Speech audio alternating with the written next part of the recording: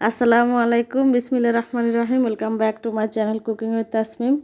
তো আজ হাজির হয়ে গেলাম খেজুর গুড় এবং সুজির তৈরি নরম তুলতুলে এই পোয়া পিঠাটা নিয়ে। অনেকেরই পোয়া পিঠা বানাতে গিয়ে ফুলে না, ভিতরে কাঁচা থেকে যায়, নষ্ট হয়ে যায়। তাই প্লিজ ভিডিওটি টানবেন না, না টেনে শেষ পর্যন্ত দেখবেন। আশা করছি এই ভিডিওটি দেখলে পোয়া পিঠা বানাতে আর কোনো রকম সমস্যায় পড়তে হবে না। তো চলুন দেখে আসি মূল ভিডিওটা। এখানে আমি একটা মিক্সিং বল নিয়ে নিলাম এবং মেজারমেন্ট কাপের সাহায্যে মেপে 1 কাপের মতো সুজি দিয়ে দিলাম এবং আমি এর মধ্যে এখন অ্যাড করে দেব 1/2 কাপের মতো চালের গুঁড়ো। এখানে চালের গুঁড়োর পরিবর্তে আপনারা ময়দা বা আটা যে কোনো একটা অ্যাড করতে পারেন, এতে করে পিঠাটা অনেকটাই সফট হয়। এখন এর মধ্যে অ্যাড করে দেব লবণ, স্বাদ মতো লবণ। খেজুর গুড় দিয়ে দিলাম 1 কাপের মতো মেজারমেন্ট কাপের। তো এটা আমি ছুরি দিয়ে কেটে কুচি কুচি করে নিয়েছি। আপনারা চাইলে গ্যাসের চুলায় জাল করে লিকুইড করে নিতে পারেন। তো এখানে আমি মেজারমেন্ট কাপের 1 কাপের মতো হালকা কুসুম গরম দুধ নিয়েছি। আপনারা চাইলে হালকা কুসুম গরম পানিটাও ব্যবহার করতে পারবেন। অল্প অল্প করে দিয়ে আমি একটা বেটার তৈরি করে নিব হাতের সাহায্যে। এভাবে দেখুন আমার পুরোটাই লেগে গেল। আবার আমি মেখে নিচ্ছি।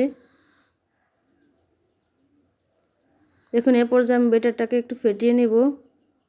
পোয়া পিঠার বেটার এটা একটু বেশি করে ফেটাবেন। এটা যতটা ফেটানো যায় ততটাই পিঠার রেজাল্ট ভালো আসে। এবং যে খেজুর গুড়ে যে দানা দানা ছিল ওইটা মিশে যাবে বেটারের সাথে।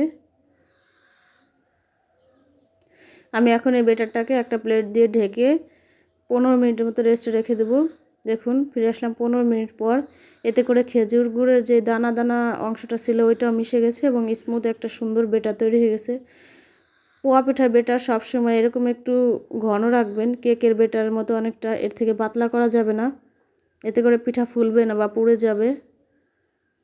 আর এগুলোকে আমি ভাজতে চলে আসলাম। চুলায় বেশ কিছুটা তেল মিডিয়াম আঁচে গরম করে নিয়েছি। প্রথম পিঠাটা আমি দিয়ে দিলাম। দেখা যাক এটা প্রথম পিঠা। তো মাশাআল্লাহ দেখুন প্রথম পিঠাটাই কত সুন্দরভাবে ফুলে উঠেছে। এখন এটাকে আমি উল্টে দেব। আপনারা আপনাদের পছন্দের মতো কালার করে ভেজে তুলে নেবেন। পরের পিঠাটা আমি একইভাবে দিয়ে দিলাম। তো অনেক সময় পোয়া পিঠা ভাজতে গিয়ে পিঠাটা ফোলে না বা ভিতরে কাঁচা থেকে যায়, পিঠা না নষ্ট হয়ে যায়, তখন আসলে মনটাই খারাপ হয়ে যায়। তো এভাবে আপনারা একবার বাসায় ট্রাই করবেন, আশা করছি আপনাদের পিঠা নষ্ট হবে না।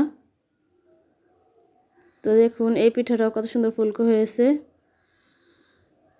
আর আসুন আমরা যারা মুসলিম এই হাজারো ব্যস্ততার মাঝে 5 ওয়াক্ত নামাজ আদায় করে নিই, কারণ চলে যেতে হবে একদিন।